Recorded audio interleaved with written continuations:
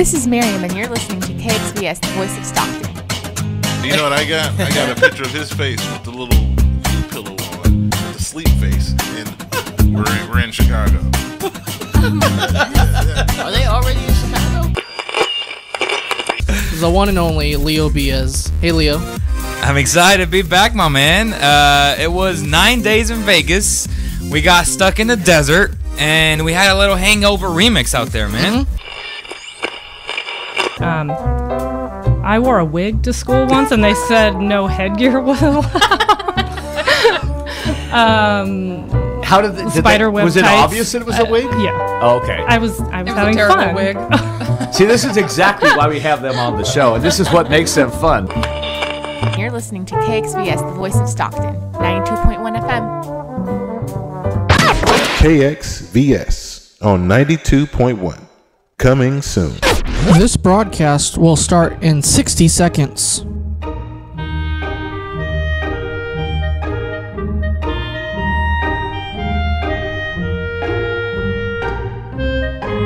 This broadcast will start in 45 seconds.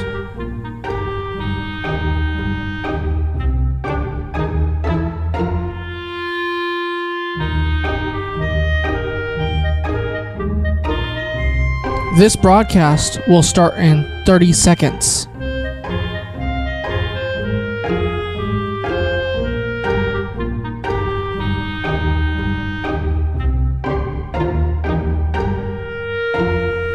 This broadcast will start in 15 seconds.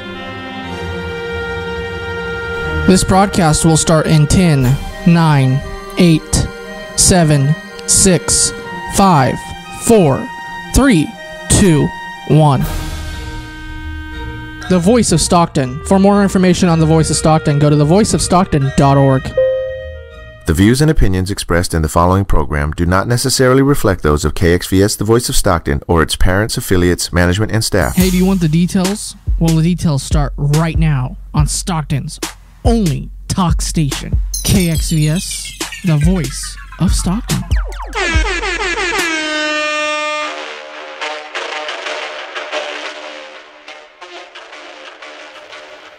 It's September 12th, and you're listening to Details with Dustin, and I am in studio with the one and only from Cal High Sports, the publisher, the editor, Mark Tinnis. Hey, Mark, how are you? Hi, Dustin. How's it going? Glad to be part of the Details this week. Thank you very much, and we're awesome to have you because you reached out to me, and I was like, I saw you at the Lions game a couple months ago, and you're like, I wrote a book, and it took a long time to do it, and you're finally done with it, and it's out. Right? It's out. It's always fun when the book comes out. You put it in your hands. It's quite a feeling, you know, when you first get it in your hands. Well, yeah, no, the book's right here, and I'll show you it in a second to the fans. But it's a great book. I skimmed through it yesterday. Did some of my prep. I didn't read all of the pages yet, but from what I read, I like it a lot, Mark. And before we here it is right here.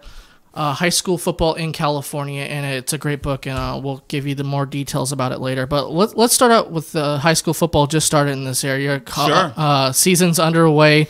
Locally, it's a little tough with some of the teams, and basically there's one of them in here in Stockton, the powerhouse, St. Mary's, has had a struggle, but they've played tough teams, right? Yeah, they are still the powerhouse. They're probably a year away from being back to where they were a couple years ago. I think they kind of have a young team. They have some good, talented young players. But, you know, they're 0-3, and they played the number one team in the country, or maybe number two, last week, and were destroyed 56-0. And the other quarterback was 16 of 16, set a new Southern Section record doing that. And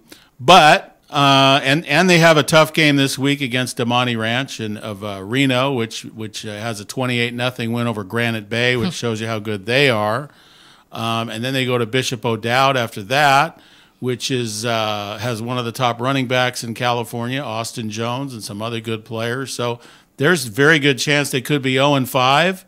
But then after that, there's also a more than likely very good chance they're going to steamroll their league and go 5-5 and be in the playoffs and may get to the semifinals. So I mean, there's light at the end of the tunnel for sure. What team has stood out to you so far this season that a lot of people maybe haven't talked about coming into this year, and maybe you're surprising some people? In terms of surprising, I mean, I'm kind of curious to see how it turns out at Bear Creek. I've got a lot of respect for Reggie Camp, the head coach. He was a teammate of my former partner Andy Bark at Cal, and then played the NFL, and seems to be slowly building a nice program there. Quincy Glasper is a very good quarterback. They're 3-1. It'd be nice to see them make the playoffs. They've struggled for a long time, so I'm kind of rooting for them. Yeah, and it's kind of thinking, though, about when you talked about St. Mary's, the scheduling-wise. Why do you think Tony Franks and the school over there has scheduled such hard competition for their teams and going out, basically facing some of these Southern California teams and Nevada as they have upcoming? Yeah, well, I don't know if they necessarily knew that Damani Ranch was that good. I don't know if you necessarily do that much because you're doing it a couple years ahead of time. And St. Mary's has always played very tough schedules. They've always played. They played De La Salle many times. They've always played Jesuit many times over the years, and they were always good. So, I mean, their scheduling has generally been pretty good all through the years. And I think it's just been a culture there. And baseball, girls basketball, boys basketball, whatever the sport, the teams at St. Mary's are going to try to play the best competition they can. Yeah, and it's always fun to see what they can. The next NFL product maybe coming out of there, like a Doug Martin. We've seen that in the last couple of years. They put up good products playing on Sunday. Let's go to some players that stand out in this section for you. Is there any people we should be looking forward to maybe playing on Saturdays in the future, or some guys standing out to you? Boy, in terms of recruiting, it's hard to tell. I like a player to watch. I think is Cameron DeVille, the quarterback at Stagg.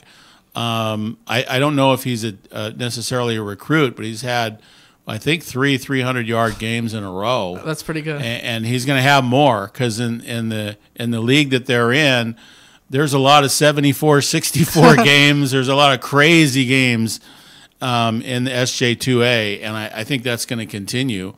So he could have some even more crazy games coming up. But in terms of recruiting, it's hard to tell. St. Mary's has some very good juniors, and they had one receiver, Elijah Wood, who played played when they played Central Catholic. I was impressed with him. Big size, 6'3", maybe 190, a junior. A great name, Elijah Wood. Same name as the actor from the movies. So I mean, he was pretty good. He was pretty intriguing. I think he could be somebody for next year that could get a lot of looks. And of course, down the road in Stockton, we have the great freshman Raleek Brown over at Edison. And it'd be interesting to see how he develops over the years. They've got some coaches at Edison that have been down the road, like Lavelle Hawkins, a lot of experience, NFL guys that can kind of guide him, hopefully. And he seems he's already had an offer, I know, coming into high school. It's a couple of impressive games already in his young career, and only a freshman. So it'll be interesting to see how he develops in the next 3 years. Yeah, and maybe let's talk about maybe some teams. I know Manteca and Tracy had an okay game last week. That was kind of, people were talking about, surprised a lot of people with the outcome of that. But is there maybe down south a little bit in San Joaquin County or Stanislaus County, any other teams that stand out to you so far? Well, I think a big game this week, I was just checking out which games to go to Friday night because there really isn't, is the game at Ripon, Hillmar at Ripon. Hillmar, they're both is 4-0. Ripon is 4-0. They've already both of them have beaten Sonora already this season. And that's a surprising one. Sonora's struggling. Good. Yeah, no, that's going to be a really interesting big game. Probably two of the top what you would call small school teams in Northern California, and they're playing each other. I don't know if that's necessarily a surprise. Hillmar was supposed to be, I think, this good. They were good last year. They had a great run at the end of the season, won their section title. Great running back, Isaiah Sharp. I'm not sure I got the first name right, but he's very good. And both those teams have big wins and some route wins so far, and they're playing each other this week. So, yeah, and that's something to look forward to. Maybe at the end of the show we'll get back to that real quick. But let's get to the book finally. You and your uncle Nelson started Cal High Sports in 1979, right? How did it come about, and how did you and Nelson basically decide to start Cal High? My uncle was a scientist and had a scientific chemistry background. He just fell in love with high school football. His alma mater in 1969, as he used to tell the story, had a great team at Nevada Union. He started following Nevada Union. Then he started following all the teams in their league. He started following all the teams in the section, all the teams in Northern California, and basically started following the entire state. And Nelson soon realized there wasn't anyone else doing any kind of state rankings or state records, and he just sort of kept getting more and more. And it was a hobby for him. It was a hobby. And but he had some sports writers. Ben Boating of the Sacramento Bee was an early supporter of his work and encouraged Nelson to try to do rankings and do even more of his stuff. And then I was in high school at the time, in the mid-'70s at La Sierra High School in Carmichael, and I would get letters from Nelson about teams. It just intrigued me. So I'd look up things for him at the state library because he was in San Francisco. And it just sort of got me hooked into it. I knew I was never going to be an athlete or a player, but I just like being part of it. And so I would do little projects for Nelson, and then I decided to go into journalism at San Jose State for my schooling and sports journalism, and being involved with Nelson's hobby, and it became my hobby. And then we just sort of morphed the two together, and it became Cal High Sports in about 1970. My second year of college is when we started doing things like trying to sell to newspapers or sell newsletters, newspapers, more of a business. How do we make money doing this? So it's not just a hobby. And that started in 79 and 80 and in there. And then it slowly built from there. And long story short, and I got my degree, and I was a sports writer. I was a sports editor of the Tracy Press for a couple years there, so I was very familiar with this area then. And Nelson, continued to do his research, and we did a couple of record books. And in 1989, we got a partner, Andy Bark from Student Sports, or it was called California Football Magazine in those days. And we were partners for 25 years. We're not partners anymore, but we had a great run, and with his help and support, I was able to be a journalist and an editor for 25 years, and not worry about the business side of it and how to make money. He paid a salary, and he paid Nelson's salary, and it wasn't a lot of money, but it was enough to keep us going. And we built a nice business, and it became part of ESPN in 2008, and blah blah blah. So that's how it kind of all started. And then ESPN ended in 2012, and since then I have been on my own, trying to do, in the age of the internet, with a website, with other business, ideas that we've had. We started a patch program last year, different things, and then the book came along a couple years ago. The idea of doing a book, and we got to do that. So. That's kind of the long story of how we got to where we are now. Yeah, it's crazy run. Who would have thought making a newsletter would have turned into a website now? Basically, you're doing a book and you're an author. Yeah, there's all kinds of different ways to skin the cat, as they say. Well, the book's called High School Football in California, Amazing Stories on the Gridiron from San Diego to the Golden Gate and everywhere in between. The author is Mark Tennis. We're talking to him on Details with Dustin right here on KXVS, the voice of Stockton, and multiple streaming platforms as you're watching us or listening to this. But how did the concept for the book come up? I thought the introduction was awesome. Tell us a little about the introduction. And this wasn't really initially your ideal, right? No, most books that people write a book and then they try to sell it. They have an idea, they write it, and then they try to sell it to a publisher. This was kind of the other way around. The publisher is a group out of New York called Skyhorse Publishing, and they approached initially a reporter at the LA Times, Eric Sontheimer, who's a legend down there. And they approached Eric and asked if he wanted to do a book on California high school football. And Eric's very busy. He's basically by himself, covers the entire LA City section and southern section. Great follow on Twitter also. Yes, he has more followings than any of us in high school sports in California by a wide margin, but he deserves it. He's great. But he kind of referred them to me because he doesn't really cover the entire state. He knows a lot of the state, but he doesn't do the state. He does the southern section and the LA City section.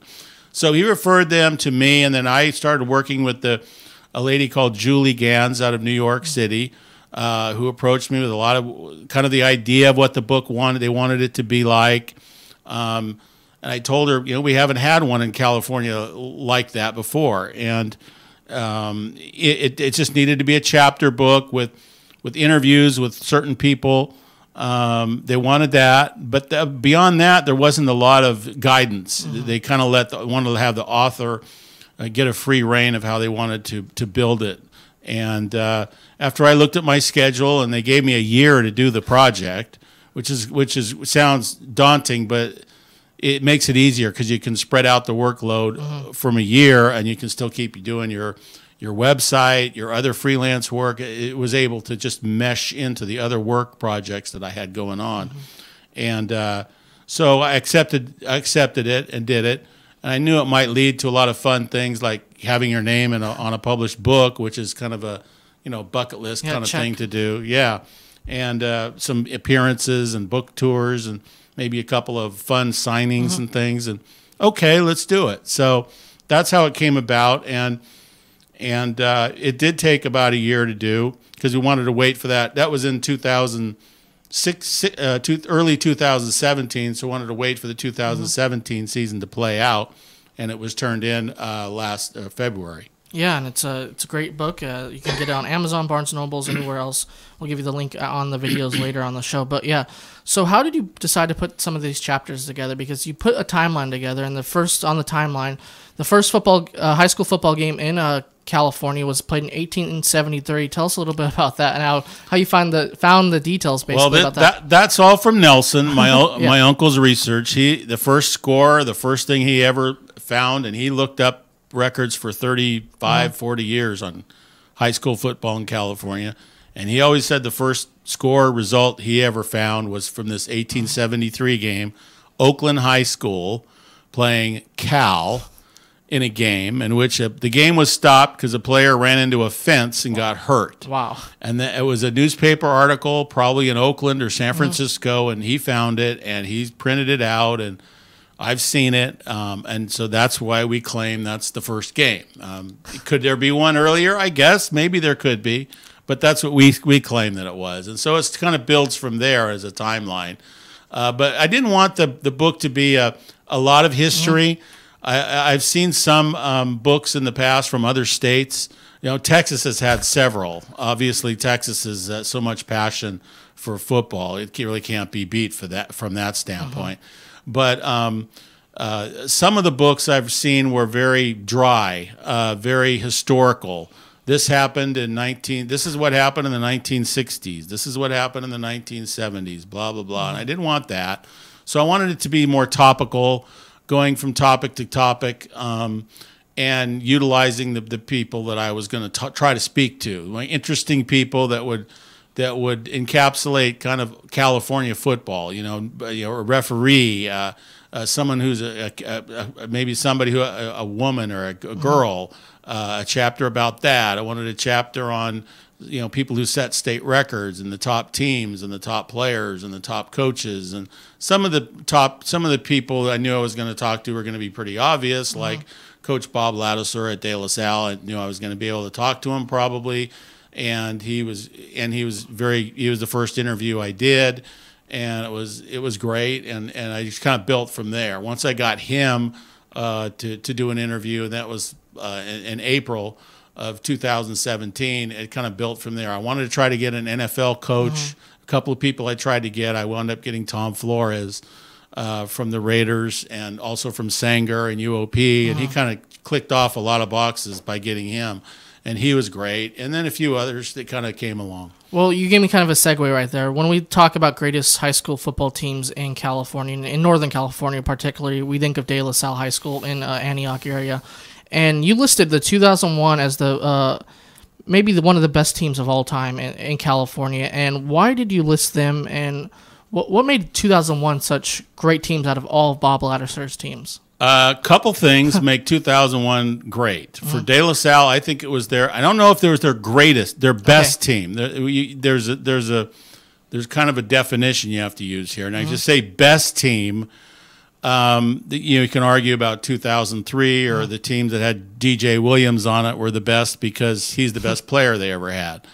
But what I term greatest is compared to the competition they faced at the time and a lot of other factors. Because when you look at teams from an all-time greatest standpoint, then you can start to put in teams from way back in the 50s or 40s or 30s and rank them too, because they were that much better than their contemporary competition. So first of all, I think their 2001 team was the greatest because the team they played in Southern California that year, and that was Long Beach Poly, 2001. Long Beach Poly was one of the best teams in Southern California history and still is to this day. That team at Long Beach Poly in 2001 had 5 Parade Magazine All-Americans, the first one to ever do that. They had 28 eventual Division I guys on that team. When they walked out, your jaw dropped. Their linemen were just big, physical, nasty-looking kids, and you just don't know how anybody could play with them. De La Salle played them and beat them, and they beat them by 2 touchdowns. Now, they did a little trickery, I think, to beat them. They got this young running back no one had heard of at the time named Maurice Drew, and he scored 4 touchdowns in that game. They threw to him.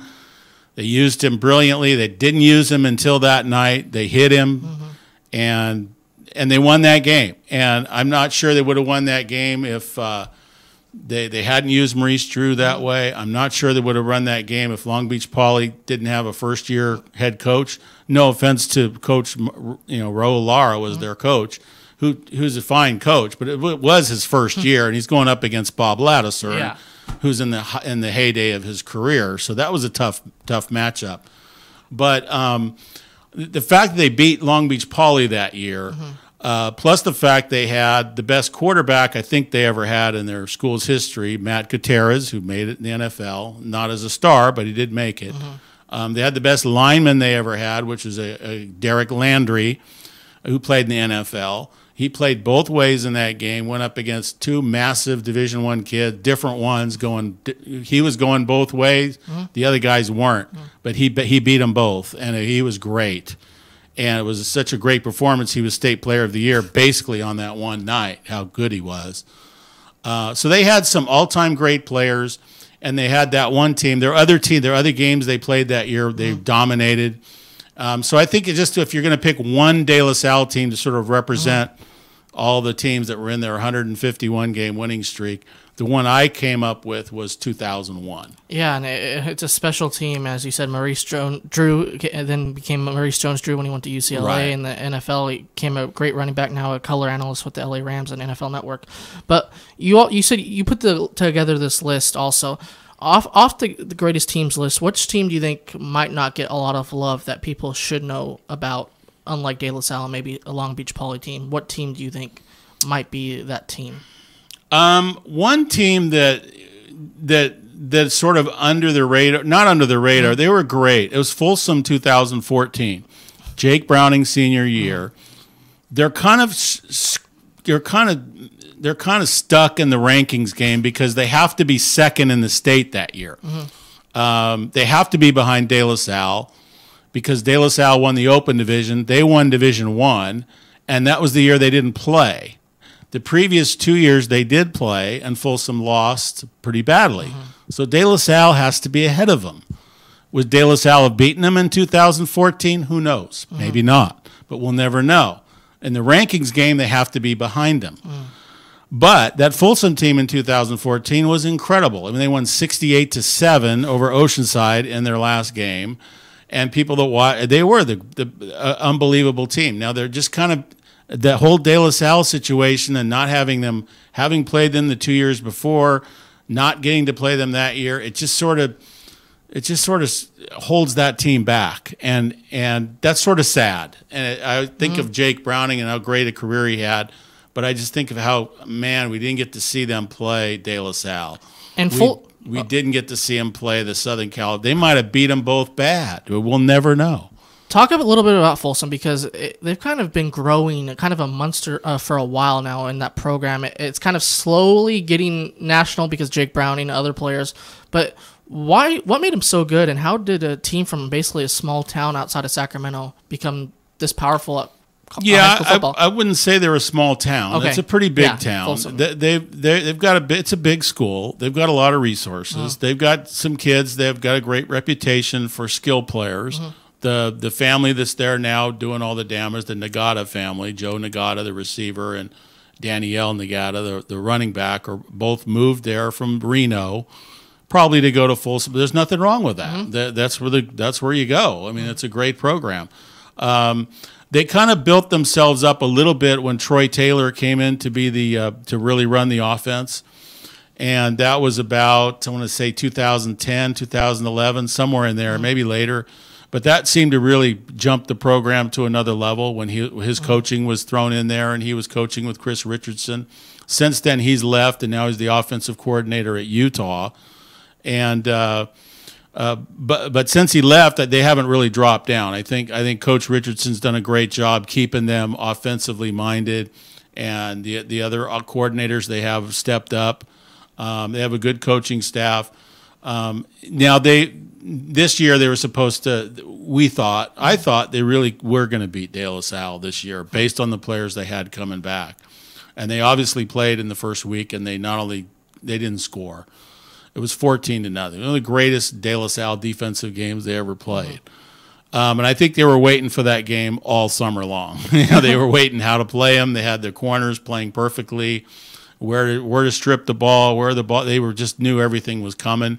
Still, Folsom almost was in the game. It wasn't like a slaughter. It was 14-0, but Folsom had a touchdown nullified right at the end of the first half, where they could have been ahead 7-0 at halftime instead of at 0-0, and it might have been a totally different game. But they did play the game, and it was 14-0 was the final score. So, but I think Folsom this year will probably go to that Division I AA game like they won last year, and hopefully this will be their only loss, and they'll play an undefeated team from Southern California like Upland or Cajon would be the ideal matchup I would hope for, especially Cajon with the quarterback and the passing they have, Jaden Daniels. That would be the ultimate matchup, but we'll have to wait and see. We're talking to Mark Tennis, author of High School Football in California. Amazing stories on the gridiron from San Diego to the Golden Gate and everywhere in between. He's also the managing editor and publisher of Cal High Sports.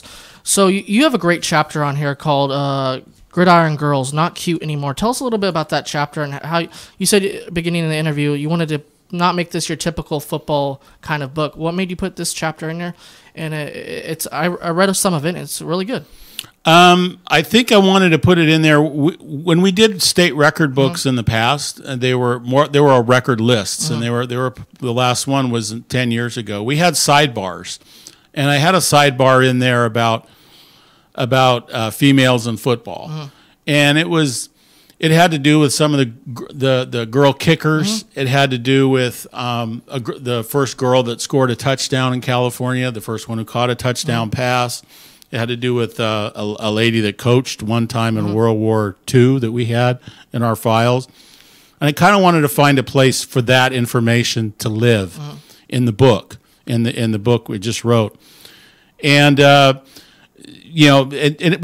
the backdrop of that, we had this kicker in Southern California, Emma Baker at Rancho Christian in Temecula, who was doing some things that weren't just like the typical girl kicker stuff. She was a two-sport athlete while she was kicking. She was on the volleyball team while she was kicking. And she was on a state championship team as a junior.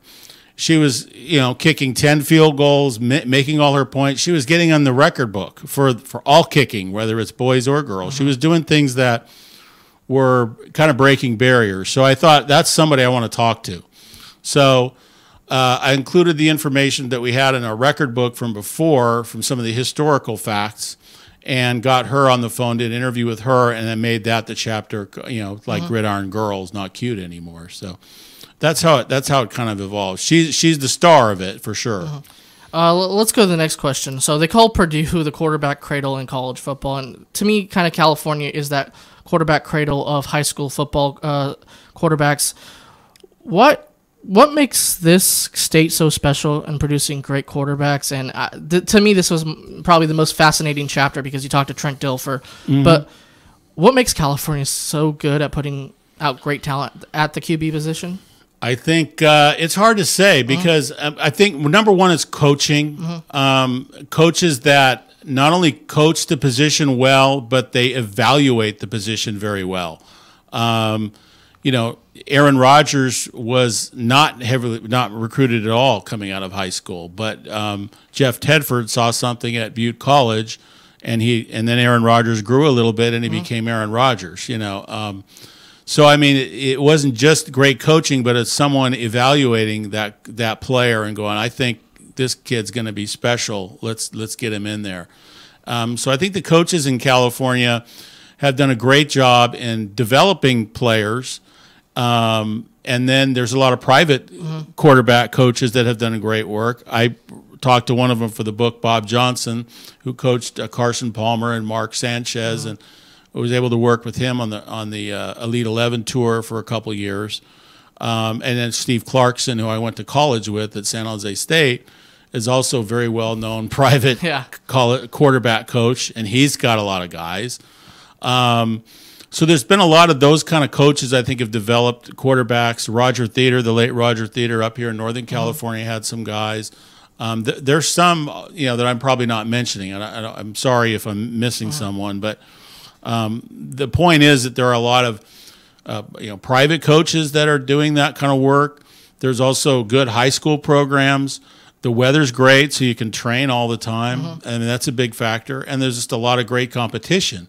When you're a quarterback coming up in the Trinity League in Southern California, you're going up against a college-style offense every week, and that's only going to make you better, and you just need those reps against that kind of competition, and I think it just makes all the difference in the world. And I mentioned Trent Dilfer's name as somebody who does a lot of this quarterback stuff. You talked about he's kind of the guy now everybody goes to because the Elite 11, him and Yogi Roth, a lot of people do this camps.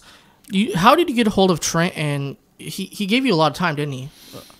Trent did give me a lot of time. I met him once or twice before, but he's very close to my friends at Student Sports who do all the events for the quarterback, the Elite 11. We basically invented them back in the day. And Andy and Trent go way back. Andy Bark and Trent Dilfer go way back. Trent Dilfer also and Brian Stumpf are close, and so I mean, getting a hold of him wasn't a problem. But getting the right questions for him was the challenge. And I wanted to tell his own story in addition to the other great quarterbacks in the chapter, and making the point about how great California quarterbacks are. But I also wanted to get his story in there because it's pretty strong one. Excuse me. It's a pretty strong story as on its own from Aptos, and then he was a great multi-sport athlete. I remember him more for basketball in high school than football, and he agrees. So, but he was excellent, and I wanted to have him comment about Tom Brady and Aaron Rodgers and John Elway, which were the three main quarterbacks I wrote about. But there's of course many others. Carson Palmer's in the book, who I think will be in the Hall of Fame someday himself. And I think just the whole pantheon, all of them. I mean, I think there was probably 6 or 7 that started this weekend. There's been weekends where there were, I counted one time 10 or 11 quarterbacks in the NFL starting from California. Yeah. That's a third. It's a high percentage.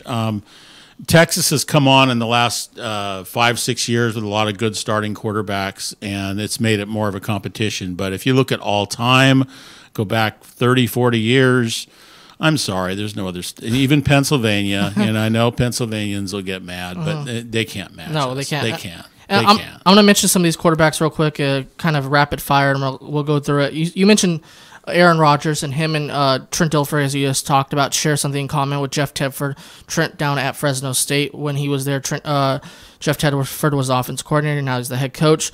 What made Aaron? You said he went to Butte. Everybody knows he went to Butte. That's what he kind of mentions. He doesn't really mention Cal that much anymore because of some off the field issues. But what made Aaron thrive and be so good after leaving his high school and going into the NFL? I've always wondered if Aaron was if he was in high school coming out now at the same size and skill level and arm strength, would he have been, quote, discovered like a lot of guys are now? Because he was on the smaller side, 6 foot. I knew about him in high school. We wrote him up for state stat stars, and he threw for about 1,800 yards, 1,900 yards. Pretty good, solid teams at Pleasant Valley up there. But he didn't get offers. But he was very good. It wasn't like he was not good. He was very good. So how did he become so good? You know, he probably already had the release all the time. I think some of what he does now, would have been seen, and he would have been gotten offers. But in those days, right when he came out, those events weren't quite there yet. They were starting, but they really weren't. You know, if he had gone to something and coaches had seen him, somebody might have offered him and gotten him going, even though he was 6 foot tall, or I don't know, 5'11", 6 foot, 6'1". He wasn't obviously the 6'3" or 6'4". But I always wonder how he got to be so good was just, I think his whole path, being in the Packers, being able to be behind Brett Favre for a couple years, and he's one of those guys that gets better and better and better as his career has gone along. He was a lot better his junior year than his sophomore year, a lot better. He just kept getting better and better and better. And I think that's the one trait all these great quarterbacks have. They're never satisfied. You can't be satisfied with what you always have to look at. Forget about what just happened.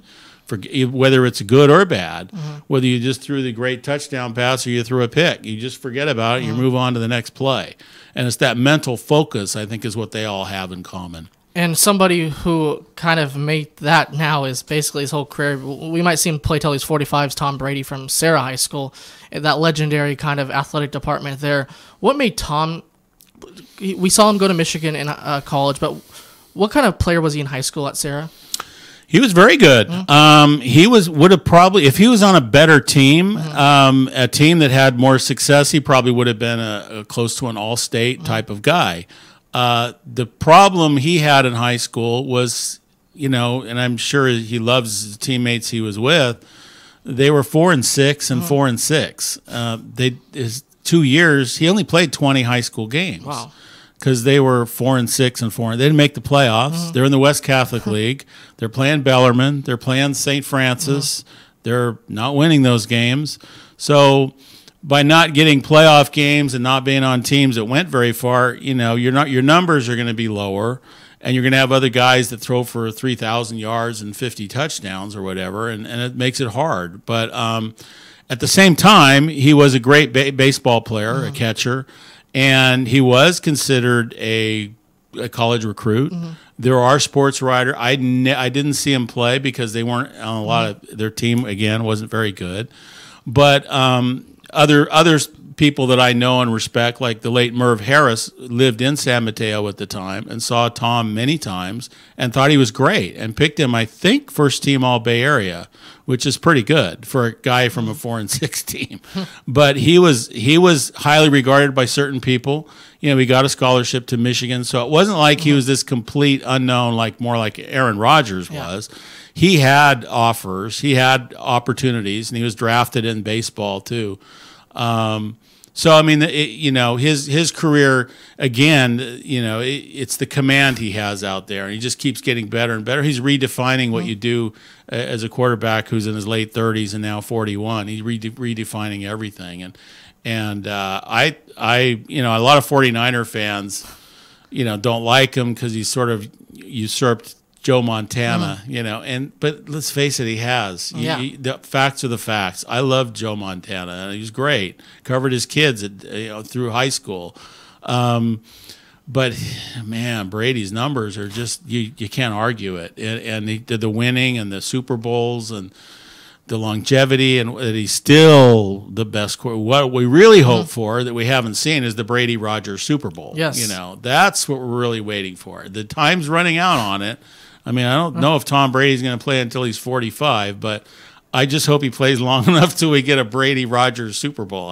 Rodgers' team probably isn't good enough either, but that's another topic. We're talking to Mark Tennis right here on Details with Dustin. Okay, a couple quarterbacks real quick. I'll just mention Jared Goff, Sam Darnold, Josh Rosen. Those are the young guys. Derek Carr also I kind of throw in there. Give me out of those guys maybe one that you kind of look forward to from high school and maybe in the future seeing what he can do in the NFL. I'd say Rosen because I just like the way he ran as a team. You know, his athleticism and the way he ran. You know, when they beat De La Salle in the state bowl game in 2013, De La Salle had won 4 in a row coming into that game, and that was not a slaughter. That was a good De La Salle team. So people will think, oh, De La Salle was down. No, that was a good team they beat.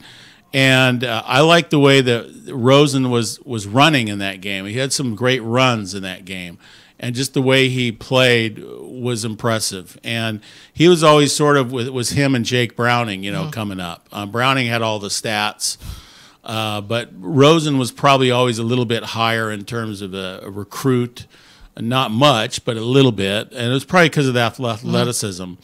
And, you know, he was a high draft pick this year, and he's going to have some rough times, I think, in Arizona. But I'm looking forward to him. And Jared Goff could be in the Super Bowl this year from Marin Catholic. He was in a state final for against Sarah of Gardena. I think that it was Madison of San Diego is who they played. But he his state final appearance wasn't that great, if I remember. But you know, he's developing nicely. You know, we saw him come up at you know, they played a game at Sutter. Remember that was pretty cool. And he you know, he's got a chance to go to a Super Bowl this year. And it's interesting to see how he keeps getting better and better and better. Again, the quarterbacks that get better and better and better and don't relax on what they've done in the past. That's really the key thing for those guys. And the final quarterback I'm going to ask you about before we move on with the questions after quarterbacks is John Elway. What made him so good in high school? And we saw he was a two-sport athlete with baseball also, but what made him so good at Granada Hills? John Elway, by most people would say had the strongest throwing arm of anybody maybe ever. I don't know ever, but they used to talk about the Elway cross because when I was going to San Jose State, he was at Stanford. I'm older than him, a couple of years older than him, but I was covering San Jose State for the Spartan Daily when his dad was the head coach at San Jose State, and John was at Stanford. So I went to those Stanfords, but I remember just how hard the ball was thrown. And they say if you missed it, the receiver didn't catch it with his hands and it hit him in the chest, the spin of the ball and the velocity would leave a cross on their chest. Wow. That's how hard it came in. I don't know if that could be legend. I don't know. I don't know if it's legend or not. But they called it the Elway cross. But he had this great throwing arm and just athleticism that stood out, and he also could run. And I think he got better and better in the more cerebral aspects of the position as his career went along. And it was great the way he went out with his 2 Super Bowls. It was just great. And you know, I remember him from Granada Hills being. Getting hurt his senior year, unfortunately, but his junior year was spectacular, and he was one of the first real that I covered. You know, because I started the first year we started doing Cal High Sports was pretty close about when he was starting in high school, and he was the first one I remember that really sort of captured the national. You know, got a lot of national attention because of his baseball, because of his dad being a coach, and because of just the way he played was just wow. It was just the eye-opening arm strength that he had. I think he was the first one that really got a lot of attention that I remember covering at the time, you know, as it was happening. Let's move on to coaching. You talked about it now. And the person in the book that kind of comes up often is Bob Ladouceur from De La Salle. We mentioned De La Salle a lot on this show. 151 straight wins, 399 for his coaching record. Is he the best high school coach ever in the state of California for football? Yes, the numbers don't lie, and he's probably the best coach of any sport in California we've ever had, and he might be the best coach in the nation there's ever been. I mean, you can make those arguments. And if you're ever around him, the humbleness is what blows you away. None of that even matters. He's busy coaching. He wants to interact with the kids as much as possible, even now. But it's just the culture that they built there, and it's things have changed in the last few years where their culture is probably not going to be enough to carry them through. They're going to have more players than some of the teams they're playing nowadays. But I think back in the day, you think of how they, when they played and beat Mater Dei in 1998, ended up beating them 4 times. They beat Long Beach Poly twice in a row when they were, Long Beach Poly had good teams those days too. And how they started going on the road and winning games in St. Louis and Honolulu and beat the team, started the ESPN games with the game against a team from Louisiana that they played on national. That was the first nationally televised game was them. The first number 1 versus number 2 game in the nation was them. There's just so much first. They made a movie about them, on and on and on. But it's all true. I mean, it really is true. And they don't – the humbleness is what really stands out, and he just wants to have a lot of knowledge even now about stuff. He was impressed by the book. He was probably the first person to read it because he got an advance copy to do a review, and he talked about stuff he didn't know. But he still has a thirst for football knowledge, and I think his successor Justin Allenbot is the same way, and they. He is that good. His team's just executed with a precision, a preciseness. Was hard to explain. Coach Franks at St. Mary's always said when you play De La Salle, it's almost like a hum when they play. There's almost like a humming going on. It's just so precise, like a machine, and it really was. And they're still that way to this day. The book is High School Football in California. We're talking to Mark Tinnis, also from Cal High Sports. And you also in that chapter talk about pro coaches. And I look at the list of it. I'm going to list some of them. John Madden, one of the greatest of all time, on the field and off the field. Joe Gibbs might be the most underrated Super Bowl winning coach of all time. Bill Walsh, George Seifert, Mike Holmgren, Dick Vermeil, Brian Billick, Pete Carroll, Ron Rivera. How does California produce these many great coaches also? And Tom Flores. I think who should be in the Hall of Fame? Yeah, I think it's probably just again a lot of it's the competition. Mm-hmm. A lot of it is I think California has always been very much on the leading edge of a lot of innovation in football, especially in the passing game. When Coach Walsh was developing the West Coast offense, Don Coryell also. Don Coryell, yeah, I don't know if he's from California, but San Diego certainly, West Coast city. And I think there's sort of the innovation of it, I think is a lot of reasons why California has so many coaches. And it doesn't get the credit for it, really. People don't look at it that way. Because we have all these different sections, no one's really looking at the whole state as one entity in football. They do for Texas, they do for Pennsylvania, they do for Ohio, but California, for some reason, you don't see lists on TV of all the great coaches from California or lists on ESPN of all the great quarterbacks. Just don't do it. I don't know why, but they never have done it, and they should do it every week. But the coaches, I think, come a lot of the same reasons that we get the quarterbacks. A lot of innovation, a lot of great competition, and they're following somebody else. George Seifert followed Madden and Tom Flores, or no, George Seifert followed Coach Walsh, and then John Madden was followed by Tom Flores, and Joe Gibbs was from Santa Fe High and Santa Fe Springs, and he's a great NASCAR guy now. He's phenomenal at NASCAR. A lot of champions there. Some of them just have a knack of evaluating players and just doing a great job everything they do. And I don't know if there's any particular one thing you can point why California has so many Super Bowl coaches, but we just have a lot of coaches and a lot of quarterbacks and skill players, and I think a lot of those skill players go into coaching too. Yeah, and one of those guys also, Dick Vermeil, who won in 3 different decades. Also, a lot of people don't remember. One of the greatest coaches of all time. Also did it with UCLA in college football. But you talked to Tom Flores in the book also.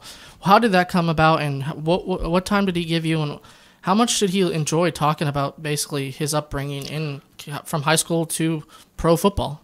I think he always likes talking about it. I think he loves football to this day. I had a good 45-minute conversation with him. He lives in Palm Springs. Unfortunately, he's not doing the Raiders anymore, which is kind of sucks.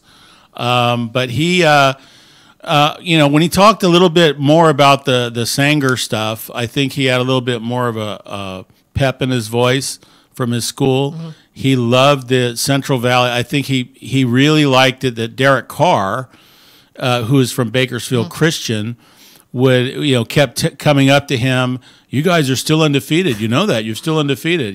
Because Derek Carr's brother is a head coach at Bakersfield Christian. So Derek Carr still follows a lot of it. So Derek, I think Tom Flores got a big kick out of some of the, Derek Carr kept coming up to him talking about Sanger. And then when you talk to him about his, he was very proud of the fact that Tom Flores' backup in high school, his backup quarterback in high school, later became his backup quarterback in the NFL. I mean, how often has two guys from the same high school, a backup, then they go and they were on a Super Bowl team? Wow. Crazy. Yeah. That's a crazy thing. He loved that. I didn't know that, and I'm sure a lot of people don't know that. And he's the one telling that story, and he probably tells it a lot, but he enjoyed it. And I like the fact that when he was there at Sanger High School, he recalls the time when they decided to build a new field at Sanger High School, and they built this new field, and he remembers the farmers coming in with their backhoes to chew up the land and get the place ready. And it's just great that field that he remembers them tearing up and getting ready became Tom Flores Stadium. That's awesome. Yeah. And he has roots also here in Stockton, played at University Pacific, and he has a Super Bowl winning head coach, should be in the Hall of Fame, in my opinion, as a coach. Let's move on to another chapter that's kind of fond of my heart. You talked about the people behind the scenes a little bit in one of these, and I do PA announcing in Stockton around the Central Valley a little bit, and you talked about the voice of Pico Rivera. Give us a little bit insight into that chapter, and how did you decide to give guys behind the scenes love? I knew I wanted to do. I wanted to have a book that had something about the referees, something about an announcer or a chain gang guy or somebody behind the scenes, for a Friday night. Because one of the themes of the book running through it is Friday Night Lights, kind of the whole atmosphere. That's on the cover. We wanted a Friday Night Lights type cover. So I was looking for somebody, and I'm trying to remember. I think I read a story about this Army. His name is Army Briones, and he's at El Rancho High School in Pico Rivera. And I remember seeing a story about him, and I had him in my notes, so that might be the guy I'm going to try to do. And I just contacted him, and it became a chapter about the voice of Pico Rivera, which was about how he got into it. Plus, the other reason I kind of wanted to do him was when he was a senior there at El Rancho High School. They were the #1 team in the nation. Wow. They won the Southern Section Championship that year. So I figured if I did a chapter on Army, that I could also get a lot of information presented about that particular team, El Rancho 1966. So, and he had a great story to tell about how he started and doing basketball, and he's still, last I heard, he was still the voice of Pico Rivera, and that's over 51, 52 years now he's doing that. As I know, it's not an easy job, too, sometimes. And then, okay, let's finish the show basically talking about a little bit about Stockton. And in the book, you mentioned Pete Morelli. We're going back to the referees. And Mike Pereira. Tell us how you got them to be a part of this book a little bit. And you said you wanted to talk about referees, but how much of a game, or how much of a big-time emphasis is referees for the book, because we can't play the sport without them? Can't play the sport without them. I wanted to have a chapter about referees, and I kind of figured that with I've met Pete Morelli a few times over the years, and my connections with St. Mary's, that it probably wouldn't be too hard to get him to do an interview. Plus, he lives in Stockton just like I do. So we were able to meet and have coffee and do an interview, and it was great. It was fine. So, I mean, I had an idea that it would be him. I didn't know all the stuff about Mike Pereira and him, I knew they knew each other, but I didn't know all the connections they have for going back to their dads and dad's dad. I mean, it's incredible, the connections between the Morelli family and the Pereira family. It's crazy. Even then, they're from different high schools. Mike's from Stagg. You're right. So. It's just, the connections they had were great. The other point that I think I wanted to make after I talked to Pete was how a referee can go, players go from the high school to college to the pros. Well, referees do the same thing. they can go from high school to college to the NFL. That's what he did. That's what Mike Pereira did. That's what Pete Morelli did. And that's not to say that everybody can do that, or that should be the goal of anybody that gets into refereeing. But I wanted to make that point. And then also we needed to make the point somewhere in the book that it's a real shortage and it's a real problem with the referees right now. And if people don't know, actually, Pete Morelli has clinics right here in Stockton, I believe, and he's trying to get more referees into basically the sports, and it's kind of a cool story how he made this clinic, right? That's a cool story. Mike Pereira had started the battlefield to the ball fields for referees, where he's getting veterans. That's awesome. To be referees, and will give them 3 years of their fees paid for, things that they learn to try to really accelerate the process for a veteran. It's a great program. I just saw it a couple of days ago, a story on Channel 40. And I think I think it is a real problem to have, because you don't want to have, you want to have as many kids playing football as possible. And if they can't play because the games don't have referees, it's a problem. And also, I didn't even know this. Pete talked about in the book how for his NFL job, he had to go through all these FBI background checks. They do, and that kind of gave a checks. great insight of how you actually they look into your life, and it's a big thing because the NFL, they're going to pick you and pick somebody like from Stockton. It's kind of cool. It's very cool. It's very demanding. He has to take physical tests every year, and he's retired. This is his second year being retired from St. Mary's, and he's still officiating right now. So I mean, it can't be easy. But I know he wanted to be a referee at least for 1 or 2 years after he retired from St. Mary's. So because when he was at St. Mary's, he would always have to hurry back and get back to school for Monday, and now he doesn't have to do that. So him and his wife, when they go to London, they can stick around for a day or two afterward, or a day or two beforehand.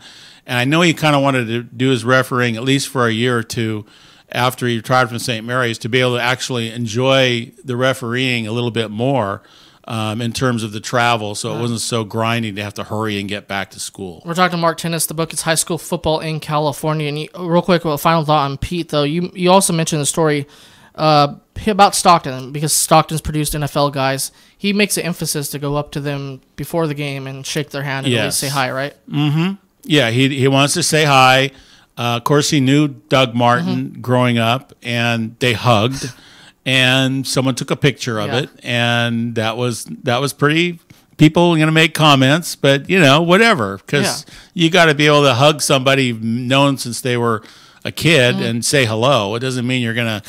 He just hit somebody in the mouth and I'm not going to throw a flag on him. I mean, it doesn't mean that at all. But that's how people are. Yeah. And, okay, finally, for the book, last thing, then we'll get to real quick. I have something about Stockton football history. But in the book, you mentioned Lincoln High School here in Stockton as one of the great stadiums to go watch a game at. Talk about that and maybe some other places that around California people should go check out.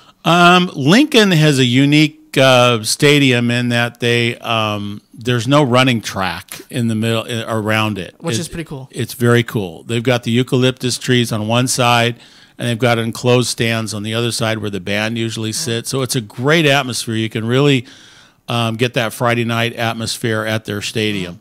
The press box is phenomenal. It's double-decker, has a nice look to it. The Sac-Joaquin section has games. I think it's one of the nicest stadiums in California, not just Northern California. I think it's a great place to go watch games.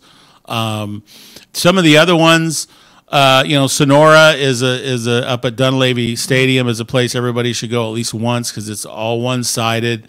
It's an old World War II concrete-style stadium, but it's close. You can park downtown. You can get a drink before and after, real easy, and walk around. That's a nice experience. I've done that once or twice before.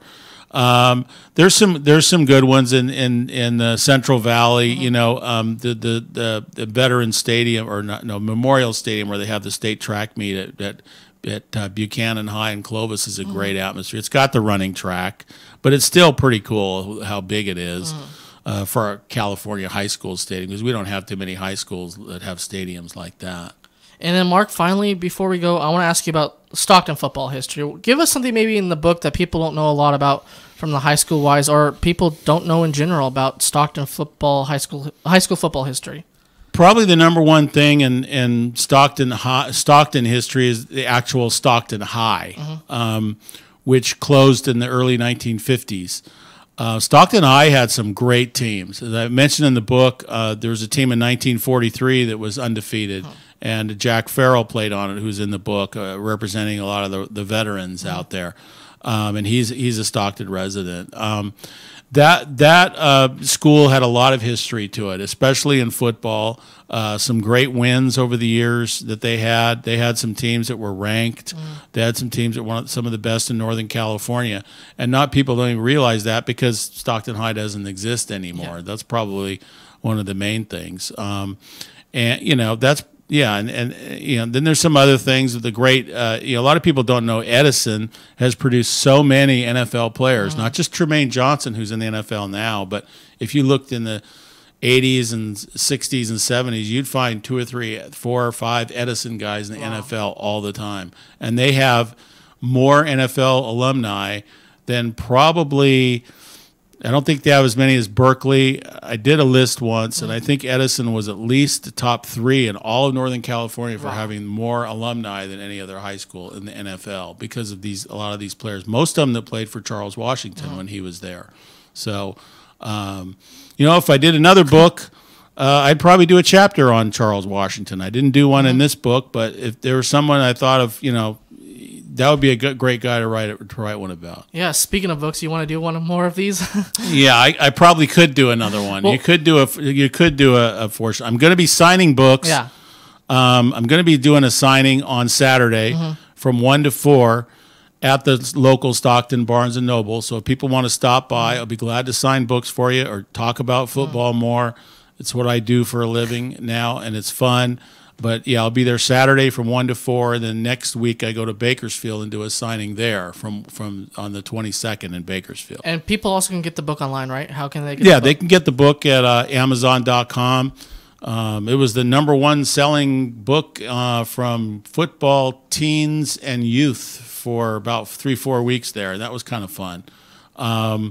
So it was. It's been fun, and I think if people read it, they'll get a lot out of it. Well, Mark, thank you very much for coming in. The book is called, again, High School Football in California, Amazing Stories on the Gridiron from San Diego to the Golden Gate and everywhere in between. Mark Tennis wrote the book from Cal High Sports, and people can go on Cal High, and how can they get a hold of you if they need to? My contact information is on calhighsports.com, CALHI sports.com. The contact info is on the site.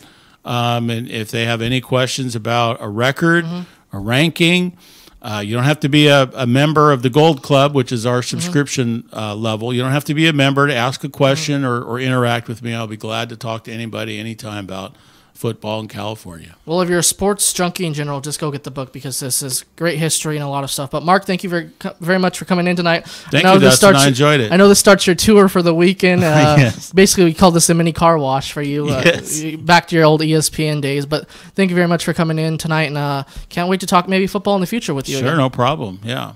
Thank you.